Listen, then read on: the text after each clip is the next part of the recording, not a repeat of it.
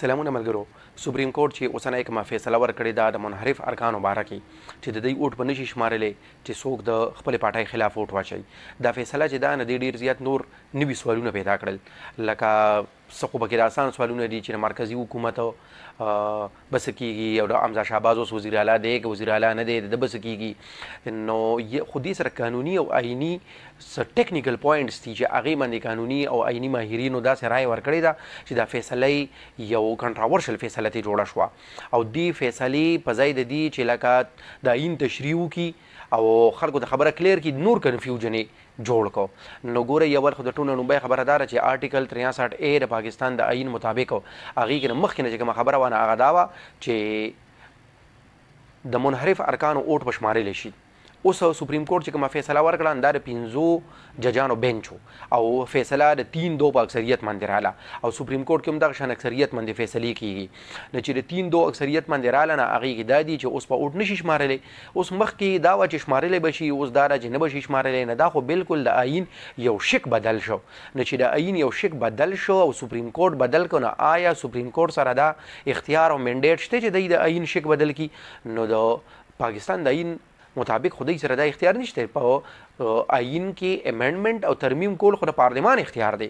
نو ځکه قانوني او آئیني ماهرین وایي چې دا خو سپریم کورټ یو ډېره غلطه فیصله ورکړه، داسې نه پکار. صرف دا نه کینې چې د بار نه قانوني ماهرین ناست او هغوی به خپل بحثونه کوي چې دا فیصله غلطه ده، بلکې دا د 3-2 اکثریت سره چې راله نو کوم دوه ججانو چې دې په فیصلې سره اختلاف کړی دی نو هغوی په خپل اختلافي نوټ کې دا لیکلي دي چې موږ د صدر د ټولو سوالونو جوابونه په نانا کې ورکوو، د دې سوالونو اړو څه ضرورت نشته، او بل دا فیصله چې کومه ده نه دې سره موږ په دې اختلاف کوو چې د دې نه یو کنفیوژن جوړیږي او دې سره به د آئین هغه شکونه هم متاثره کیږي کوم شکونه چې دې فیصلې سره ریلیټډ دي.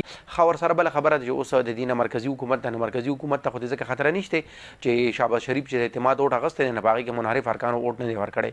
هلته کې حمزه شهباز چې اخیستی دی هغې کې منحرف ارکانو اوټ ورکړی دی او هغه 25-30 کسان دي. نه هلته کې یې مسله ده.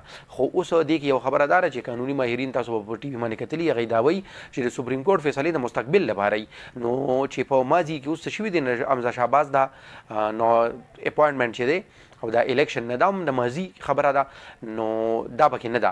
او که چېرې دا پکې ونه دا به بیا داسې وه چې سپریم کورټ به باقاعده اډر ورکوو چې دا بیا وکوي. نو هغوی خو داسې نه دي ویلي دا پکې نه ده. اوس دا به پکې هغه ټایم راځي که چېرې اوس پی ټي آی بیا یو پیرې ته په های کورټ کې سپریم کورټ کې کیس داخل کړي او د حمزه شهباز دا الیکشن چیلنج کړي نو بیا پکې دا راتلی شي. قانوني ماهرین چې په دې باندې نیوکه کوي د دې خطرناک پهلو هم شته او هغه خطرناک پهلو ساید افیکټ چې دی نه دا دی چې دې سره پارټي ته یو ډیکټیټرشپ او امریت میلاو شو. لکه ګورئ اوس یو سړی دی او هغه د یو پارټۍ په ټکټ باندې راغی نو په کار ده چې د دې پارټۍ په پالیسۍ وچلیږي، خو که چېرې هغه خپله پارټي د هغې چې او هغه په غلطو او په ګډوډو باندې سر شي او دا سړی د هغې د دې د وجې نه چې بیا خو به د خلاف اکشن اخیستی شي، د اوټ به نشي شمارلی او دی د خپلې پارټۍ خلاف اوټ نشي ورکولی. دا یو طرف ته ټیک ده خو بل طرف د غلطه ده. لکه دا سړی د 5 کالو لپاره د خپلې پارټۍ غلطې ته به هم غلطه نشي ویلی.